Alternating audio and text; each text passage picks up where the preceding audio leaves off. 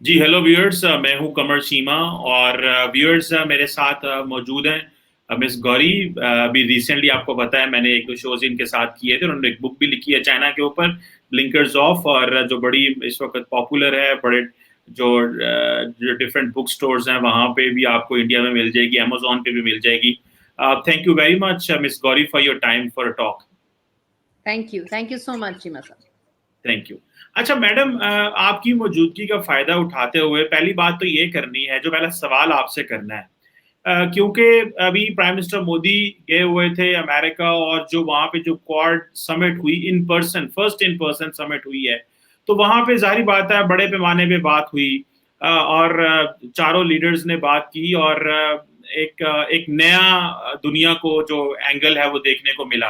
पहले तो ये बताइएगा कि इंडिया इसको कैसे देखता है, फिर मैं ऑकस पे भी आता हूँ कि क्या इंडिया को लेफ्ट पीछे तो नहीं छोड़ दिया गया। लेकिन पहले सिर्फ ये बताइएगा कि ये जो क्वाड इन पर्सन समिट हुई अमेरिका के अंदर, इसको इंडिया किस तरह देखता है? क्या ये इंडिया की एक जीत है, या इंडिया परेशान भी है कि वो चाइना के मुकाबले में खड़ा किया जा रहा है, क्योंकि at the end of the day India is the only neighbour among quad of China. तो कैसे इंडिया के अंदर ये रिसीव किया गया है क्वाड इन पर्सन समिट जो है? जी जी, बहुत इम्पोर्टेंट सवाल है और बहुत पहलू हैं इसके, कमर साहब। जो ये क्वाड की सारी बात हो रही है, ये बात सही है कि क्वाड अपने आप में एक ऐसा कॉन्सेप्ट है जिसको आगे बढ़ने में थोड़ा समय लगा। 2003-4, फिर 2007, फिर 2017, अब 2021, तो थोड़ा हमें समय लगा सारी देशों को क्वाड को एक एक पक्का रूप देने में। बट जहाँ तक बात करें इस पूरे मैकेनिज्म की, इस वक्त मुझे लगता है दुनिया में एक रियलाइजेशन आ गई है कि चाइना एक ऐसी पावर है, एक ऐसी सुपर पावर है जो बिनाइन नहीं है। यानी कि उसके ग्रोथ के पीछे, उसके सक्सेस के पीछे सिर्फ ये फोकस नहीं है कि हम आगे बढ़े, दुनिया आगे बढ़े। उसका फोकस ये है कि हमें दुनिया को बदलना है, चाहे वो मैप्स हों, चाहे वो टेरिटरी हो, लैंड पे या वाटर पे, मैरीटाइम या कुछ भी हो, हमें इस तरह से आगे बढ़ना है at the cost of others. और वो रियलाइजेशन आज की तारीख में सब मेजर कंट्रीज में आ चुकी है, चाहे वो अमेरिका में हो, यूरोप में हो, एशिया में सारी कंट्रीज हो, चाहे आप चाइना के सारे नेबर्स ले लीजिए, इंडिया के अलावा आप जापान ले लीजिए, उनके सारे आसियान नेबर्स ले लीजिए, कोई भी ले लीजिए, सब में इस वक्त ये रियलाइजेशन है कि चाइना एक इस तरह का सुपर पावर के तौर पे उभर रहा है जिसे दुनिया को बदलना है, पलटना है, अपने लिए बदलना है। साइनोसेंट्रिक वर्ल्ड ऑर्डर उसे बनाना है। अब उसके लिए लड़ने के लिए या उसका मुकाबला करने के लिए या उसे रोकने के लिए, देखिए बहुत बड़ी बात ये नहीं होती है कि हमें एक थर्ड वर्ल्ड वॉर करनी है, क्योंकि वॉर में कोई जीतता नहीं है, सिर्फ सब लोग हारते हैं। बात यह है कि एक डिटरेंस क्रिएट करना है, एक इस तरह का एक मैकेनिज्म क्रिएट करना है जिसमें चाइना 4 बार सोचे, 14 बार सोचे कि हमें आगे नहीं बढ़ना है, और क्वाड वो एक मैकेनिज्म के रूप में आगे बढ़ रहा है कि डिटर करे चाइना को कि आगे मत बढ़ो। और ये अब एक्सेप्टेंस इंडिया में भी है इस वक्त, इंटेलिजेंसिया में, एकेडमिया में, कि क्वाड एक डिटरेंस के रूप में काफी इफेक्टिव हो सकता है। बिल्कुल ठीक है, बिल्कुल ठीक है। लेकिन मैं आपसे जो एक इम्पोर्टेंट सवाल करना चाहता हूँ वो ये है, और ये कहा भी जा रहा है, और जो साइडलाइंस पे मुलाकातें हुई जो prime minister Suga of Japan और प्राइम मिनिस्टर मोदी की, और उन्होंने कहा कि हम यूनिलैटरल अटेम्प्ट जो होंगी मैरीटाइम स्टेटस को बदलने में, उसके हम खिलाफ हैं। तो ये बताइएगा कि क्या जापान और इंडिया अमेरिका और ऑस्ट्रेलिया पे तनकीद कर रहे थे या चाइना पे तनकीद कर रहे थे? क्योंकि अमेरिका जो है उसने एक नया अलायंस बना के नाम से।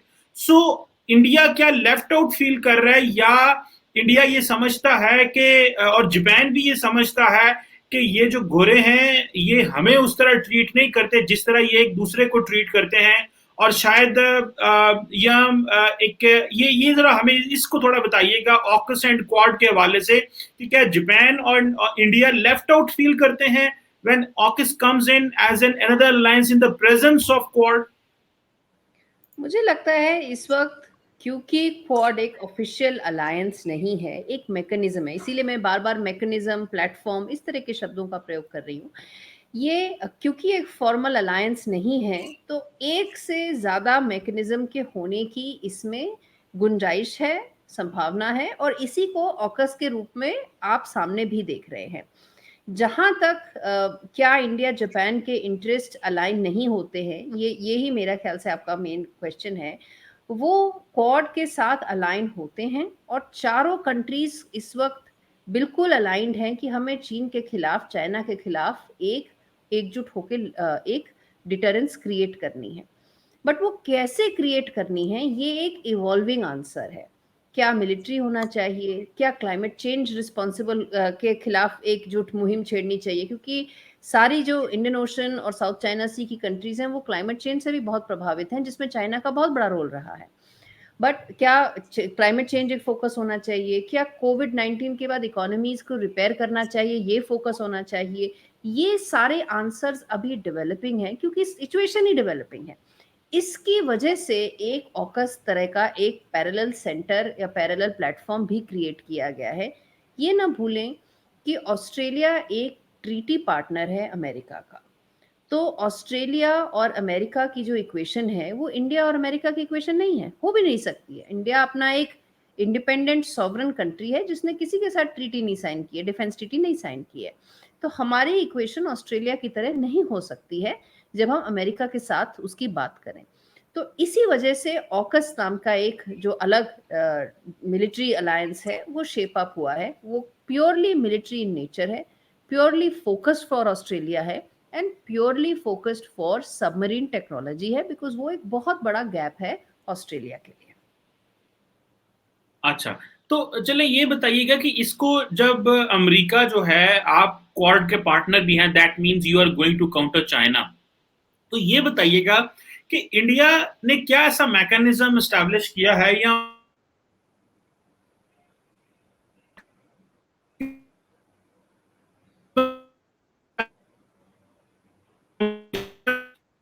से कारोबार भी करना चाहता है और बायलैटरल ट्रेड जो है वो बढ़ रही है।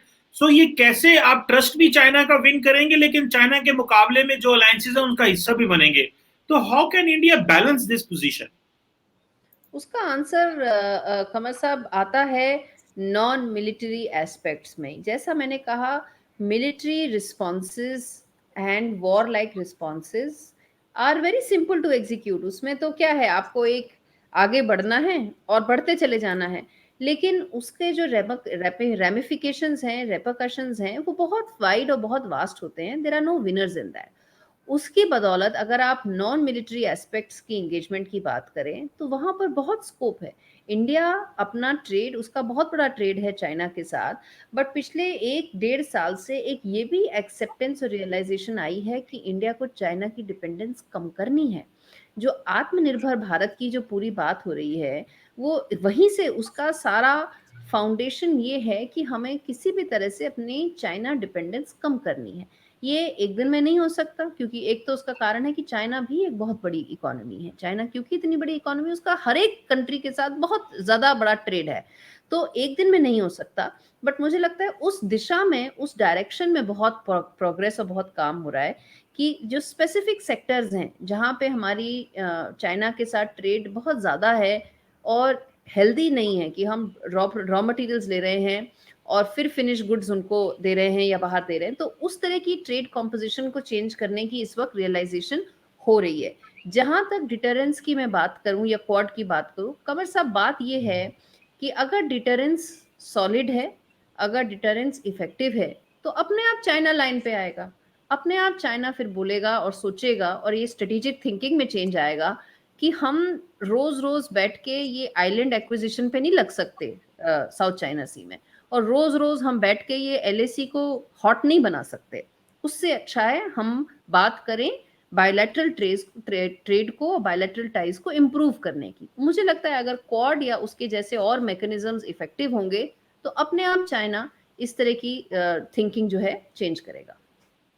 अच्छा, लेकिन ये भी तो एक बात है कि भारत के अंदर क्या खौफ है चाइना का कि एक तरफ तो भारत बहुत ज्यादा मिलिट्री एक्सपेंडिचर करने की कोशिश कर रहा है, मिलिट्री पे पैसा खर्च कर रहा है, और आपके जो डिफेंस मिनिस्टर है राजनाथ सिंह साहब, वो आए रोज कहीं से S-400 लेने की बात हो रही है, जो कि ले भी रहे हैं आप, ड्रोन्स भी लेने की बात हो रही है, अपने आप को मिलिट्रीली भी इक्विप कर रहे हैं, लेकिन आप किसी मिलिट्री एग्रीमेंट का हिस्सा भी नहीं बनना चाहते। सो क्या डर क्या है, क्या ऐसा क्या है which stops India not to join any military bloc? जैसे कि अगर हमने माजी में यूरोप में देखें तो अमेरिकन तो ये कहते हैं कि जो जिस तरह का हमने एक ट्रांस अटलांटिक पार्टनरशिप बनाई थी माजी में विद यूरोपियंस एंड अमेरिकन के दरमियान, हम उसी तरह की पार्टनरशिप चाहते हैं। तो ऐसा क्या है कि इंडिया इस सारे को रोक रहा है? क्या इंडिया मुहतात है, या इंडिया समझता है कि हमें नुकसान हो सकता है जो कि अमेरिका, जापान और ऑस्ट्रेलिया को नहीं हो सकता? ये ना हो कि हमारे एक्सपेंस पे ये सारे मुल्क जो हैं वो चाइना के साथ कोई मिलिट्री कन्फ्रंटेशन शुरू कर लें, and we will be the first affected country being neighbour. क्या ये खौफ है इंडिया के अंदर? देखिए, तीन बातें आपने कही हैं, तीनों को मैं पॉइंट बाय पॉइंट रेज करूंगी। पहला, जहां तक मिलिट्री एक्सपेंडिचर का और मिलिट्री अपनी प्रिपरेशन का हिसाब है, मुझे लगता है आज की तारीख में हर देश इस वक्त अपने आप को मिलिटरीली प्रिपेयर कर रहा है और बेहतर प्रिपेयर कर रहा है। और उसका कारण देखिए, मिलिट्री एस्पेक्ट्स और मिलिट्री प्रिपरेशन जो होते हैं वो रिलेटिव होते हैं, एब्सोल्यूट तो होते नहीं। अगर आपके दुश्मन के पास या आपकी राइवल कंट्री, एडवर्सरी कंट्री के पास इतने हैं, तो आपके पास कितने हैं, उस हिसाब से होता है। तो क्योंकि चाइना ने पिछले 10-15 साल में बहुत ज़्यादा अपना मिलिट्री एक्सपेंशन किया है, उस हिसाब से एक इस वक्त इंडिया में थिंकिंग आ गई है, और ये आई एम वेरी हैप्पी कि ये थिंकिंग आ गई है कि हमें अपनी डिफेंस स्पेंडिंग, केपेक्स स्पेंडिंग और बढ़ानी चाहिए। दुनिया में थर्ड लार्जेस्ट हमारा डिफेंस बजट है, बट उसमें से काफ़ी हिस्सा रेवेन्यू एक्सपेंसेस में निकल जाता है। कैपिटल एक्सपेंडिचर में और पैसा खर्चा करने की ज़रूरत है, और इंडिया की इकोनॉमिक साइज इतना बड़ा है कि वो कर सकता है, और ये मुझे लगता है अच्छी बात है, करना चाहिए। Military spending is again part of deterrence. ये तो पहली बात हुई मिलिट्री एक्सपेंडिचर को लेके। दूसरी बात, हम जब अलायंस की बात करते हैं, देखिए हिस्टोरिकली इंडिया वो कंट्री है जिसने नॉन अलाइन मूवमेंट को स्टार्ट किया था। उसने कभी भी किसी अलायंस का हिस्सा बना ही नहीं, कोई ब्लॉक का हिस्सा इंडिया बना नहीं। और उसका कारण ये है कि इंडिया में आज से नहीं, नेहरू जी के टाइम से, क्योंकि उन्होंने नाम शुरू किया था, तब से ये क्लैरिटी रही है, स्ट्रेटेजिक क्लैरिटी, कि इंडिया अपने आप में इतना बड़ा है, उसका अपना वजूद इतना बड़ा है कि उसे एक या बी ब्लॉक के साथ शामिल होने की आवश्यकता नहीं है, जरूरत नहीं है। उसका अपना हेफ्ट इतना है, और वो ओवर द इयर्स बढ़ गया है। चाहे आप इकोनॉमिक हेफ्ट की बात करें, चाहे आप लोकेशन की बात करें, को ये चाइना भी जानता है, और ये अमेरिका भी जानता है, और रशिया भी जानता है। इंडो पैसिफिक में अगर कोई काउंटर कर सकता है चाइना को, तो वो इंडिया है। हमारे ही अंडमान और निकोबार आइलैंड्स हैं, जो बहुत स्ट्रेटेजिकली लोकेटेड हैं, जो सिर्फ 100 किलोमीटर से कम रेंज में है म्यांमार और इंडोनेशिया से। और ये स्ट्रेटेजिक लोकेशन चाइना को काफी ज्यादा परेशान कर सकती है। तो इन्हीं कारणों की वजह से आज भी ये क्लैरिटी है कि हमें किसी ब्लॉक को, किसी अलायंस को ज्वाइन नहीं करना है, ना किया, ना करना है, ना करेंगे। और ये अक्रॉस द बोर्ड हमारी क्लैरिटी है, जिस वजह से हमने किसी एक मिलिट्री अलायंस को ज्वाइन नहीं किया है। अच्छा मैडम, एक बात बताएं, डिस्कशन को कंक्लूजन की तरफ लेके जाएं, कि जब इंडिया बड़े बड़े प्लेटफॉर्म्स पे बैठता है, अभी प्राइम मिनिस्टर मोदी क्वाड में बैठे, एक बहुत, अभी देखें जापान, ऑस्ट्रेलिया, अमेरिका, दुनिया आपको देख रही है, तो ये कहा जाता है जैसे अमेरिका अपनी पूरी दुनिया को सेल करने की कोशिश कर रहा है, देखें हम तो जो है वो एक लिबरल कंट्रीज है, सारे डेमोक्रेसी है, और हम ये जो नॉन डेमोक्रेटिक प्लेटफॉर्म्स हैं उनके अगेंस्ट है। तो आप नहीं समझते कि भारत की जो डेमोक्रेटिक क्रीडेंशियल्स हैं वो ऑस्ट्रेलिया, जापान और अमेरिका से नहीं मिलती? क्योंकि इंडिया की जो डेमोक्रेसी है इसको कहा जाता है इलिबरल डेमोक्रेसी, या ये उसको ये ठीक है, आप इलेक्शनरिंग प्रोसेस में तो हैं, आप ये कहते हैं आप इलेक्शन में हैं, लेकिन जिस तरह एक मेजोरिटेरियन आइडियोलॉजी जो है वो डोमिनेट करने की कोशिश करती है बाकी सोच को, और जिस तरह अभी रिसेंटली ये जो कहा जा रहा है कि जो सेकुलर क्रीडेंशियल्स हैं वहां से निकल के हमें एक और जो एक हिंदू अप्रोच, हिंदुत्व की बात आती है, या एक हिंदू नेशनलिज्म की बात आती है, या हाइपर नेशनलिज्म की जो बात आती है, जिसमें बहुत सारे जो तबके हैं वो लेफ्ट आउट फील करते हैं इंडिया के अंदर। तो जब इस तरह के प्लेटफॉर्म पे जाते हैं, तो जब प्राइम मिनिस्टर मोदी को क्या क्वेश्चन सामने करना पड़ते हैं और क्या इस तरह की चीजें इंडिया को सामना करना पड़ती हैं, because this is a question जिसको रिपोर्ट किया जाता है, लोग बोलते हैं, लोग पूछते हैं कि आप कैसी डेमोक्रेसी है, एक तरफ आपने कहीं कर्फ्यू लगाया हुआ है, किसी रियासत में आपने इतनी फौज है, कश्मीर है, so and so how India has a response for this? जी, बहुत गर्मा-गर्मी वाला सवाल पूछा है आपने, बट मैं कोशिश करूँगी कि पूरा ठंडे दिमाग से इसका जवाब दूँ।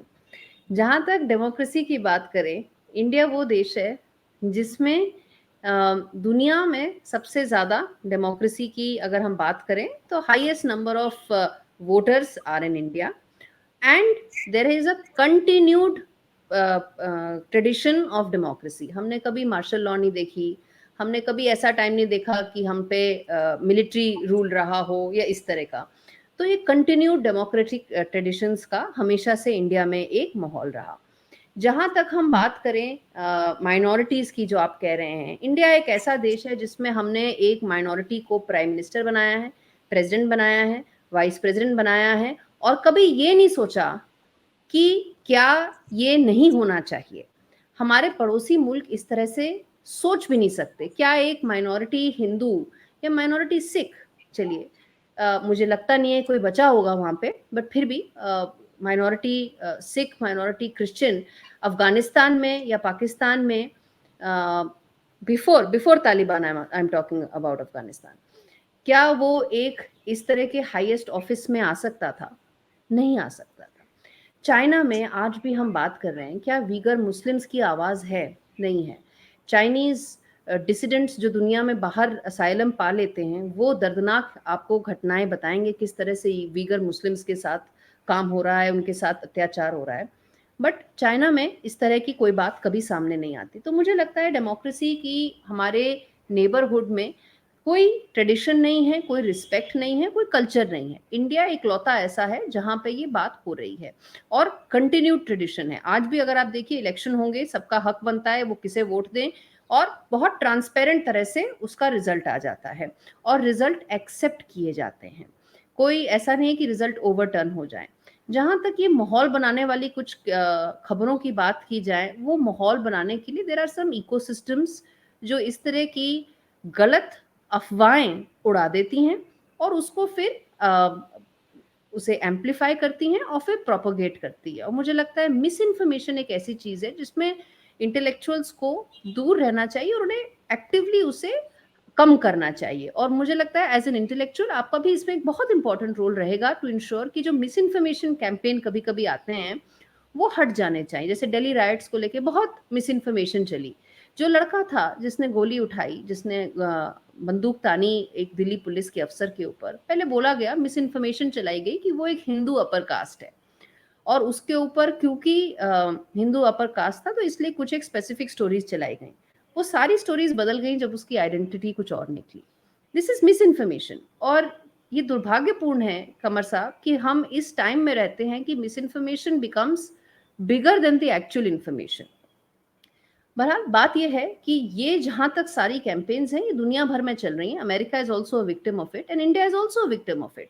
और मुझे लगता है आने वाले टाइम में इनसे और किस तरह से लड़ा जाए और कैसे इसको काउंटर किया जाए, ये एक बहुत इंपॉर्टेंट फैक्टर रहेगा। कश्मीर एक ऐसा इशू है, मुझे लगता है आपके और मेरे दोनों के सेहत के लिए अच्छा है कि हम इस इशू को आज ना उठाएं। आपका शो बड़ी चीजों के ऊपर है और उससे हमें रहना चाहिए दूर। मैं कश्मीर में उस तरह बात भी नहीं कर रहा। मेरा जो पॉइंट था ना वो ये था सिंपल कि एक्चुअली मैं उसमें नहीं जाना चाह रहा, लेकिन आपका मुकाबला आपके नेबर से नहीं है, because you are sharing your platform with the United States, with Australia, with the Japan, so you have to be at par with them, you have to show your values at par with them. ये नहीं हो सकता घर में यहाँ पे Trump साहब दिल्ली में बैठे हों और मस्जिदों के ऊपर बीजेपी के झंडे लहरा दिए जाएं कि हमने फतह कर लिया। कोई बीजेपी के झंडे नहीं I'm just saying something on this. आज तक किसी ने भी कभी ये नहीं बोला कि मस्जिदों को कि उन्हें ये करिकुलम फॉलो करना है, या उनकी जो स्टडीज है वो किसी और के साथ कंपैरेबल नहीं है। I am just giving example. तो ये जो मिस इन्फॉर्मेशन जो फैलाई जाती है ना, मुझे लगता है आपका एज एन इंटेलेक्चुअल बहुत इंपॉर्टेंट रोल है कि ये मिस इन्फॉर्मेशन को काउंटर किया जाए, क्योंकि आप कम्युनिटी मैंने के मिस हिस्सा हैं, तो इन्फॉर्मेशन को आप कैसे काउंटर कर काउंटर सकते करना है? हैं। मैडम, मैंने मिस इन्फॉर्मेशन को क्या काउंटर करना है? जब मस्जिद गिरा के ऊपर मंदिर बना दिया जाए और सुप्रीम कोर्ट ठप्पा लगा दे, हाँ भाई सही हुआ है, तो मैं उसका क्या कर सकता हूँ? जब आपका अब देखिए, अब पॉलिटिशियन एक तरफ आप कहते हैं कि डेमोक्रेसी की वैल्यू करो, एक तरफ हम कह रहे हैं कि अगर कोर्ट का भी जजमेंट हम फॉलो नहीं करेंगे तो डेमोक्रेसी कहाँ खत्म होती है आके? डेमोक्रेसी का सबसे बड़ा पिनिकल तो आपका कोर्ट है ना। तो आप कहीं पर तो आपको एक्सेप्ट करना पड़ेगा जस्टिस। तो उससे दोनों भी बातें नहीं हो सकती कमर साहब, एक बात हो सकती है, या तो आप बोले कि सुप्रीम कोर्ट में भी अगर जस्टिस, जो चीफ जस्टिस कह देता है उनका, वो बात आखिरी होती है, दे फॉलो दैट। जस्टिस उसके हो आगे सकता है। पड़ता है और आपने सलाम करना। मैं एक छोटा सा पॉइंट कहूंगा, बात जी हो सकती है, हम कोर्ट तो बाद में आता है। जब एक चीज गिराई जाती है तो वहां पे कॉन्स्टिट्यूशन सबसे पहले आता है, you have to protect the fundamental rights. तो जुडिशरी तो बाद में बहुत आती है। But anyhow, this is not our topic of discussion. Our topic of discussion was something else. But anyhow, thank you very much Gauri साहबा for explaining us and helping us to understand how India portrays itself and projects itself in Quad, and how it looks AUKUS, and what are the aspirations of the incumbent political apparatus in New Delhi. Thank you very much, and I wish के आपकी जो किताब है वो पाकिस्तान भी पहुंचे। जब पाकिस्तान आएगी हमारे बुक स्टोर पे तो मैं खुद लेने जाऊंगा और तस्वीर भी भेजूंगा। Thank thank you you. So much. Thank you thank so much.